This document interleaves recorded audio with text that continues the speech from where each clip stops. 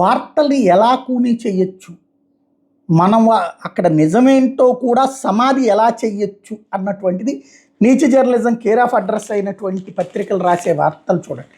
ఇదివరకు వైసీపీ వాళ్ళ హయాంలో గవర్నమెంట్ అధికారంలో ఉన్నప్పుడు టీడీపీ వాళ్ళని కొంతమందిని సోషల్ మీడియా పోస్ట్లో అరెస్ట్ చేస్తే వాళ్ళని ఎట్లా అరెస్ట్ చేస్తారు అని చెప్పి వార్తలు రాసేవాడు. నెంబర్ 1. నెంబర్ 2 వచ్చేటప్పటికి కోర్టులో అప్పుడు రిమాండ్ వ్యతిరేకించి 41 నోటీసు ఇవ్వు, ఏంది ఇది అని అడిగితే కనుక దాన్ని ఎదుగు ప్రభుత్వానికి ఈడ్చి దెబ్బ, ఎదురు దెబ్బ, బుద్ధి చెప్పింది న్యాయస్థానం అని రాసేవాడు. ఇప్పుడు అదే రివర్స్ అయితే వార్తే రాయరు ఈనాడు జ్యోతి. మన ఏదైతే డైరెక్ట్గా హైకోర్టు సీరియస్ అయి సిబిఐ దర్యాప్తు చేస్తే అది లోపల పేజీల్లో రాసుకుంటారు ఒక ఎత్తు.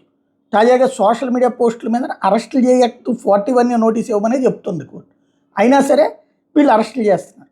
అరెస్ట్ చేస్తే 41 నోటీస్ ఇచ్చి పంపించేయండి అని చెప్తే కూడా అరెస్ట్ అని రాయడం అన్నటువంటిది నీచ జర్నలిజం కాకపోతే ఏమనాల వీళ్ళని. ఇదిగో ఇది ఒక వార్త రాసుకొచ్చారు.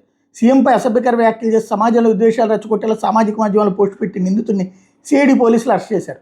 శనివారం గుంటూరులోని సిఐడి కార్యాలయంలో cyber crime SP KV Srinivas మాట్లాడుతూ వివరాలు వెల్లడించారు. శ్రీకాకుళం జిల్లా మదిగొబ్బ మండలం రాళ్ల అనంతపురానికి చెందిన గడ్డం శివప్రసాద్ మెడికల్ రిప్రజెంటేటివ్గా పనిచేస్తున్నాడు.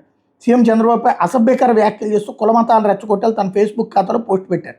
దీని మీద గుంటూరుకు చెందిన తెలుగుదేశం పార్టీ రాష్ట్ర కార్యనిర్వాహక కార్యదర్శి కె శ్రీనివాసరావు ఫిర్యాదు మేరకు మంగళగిరి సిఐడి పోలీసులు శివప్రసాద్ని అరెస్ట్ చేశారు.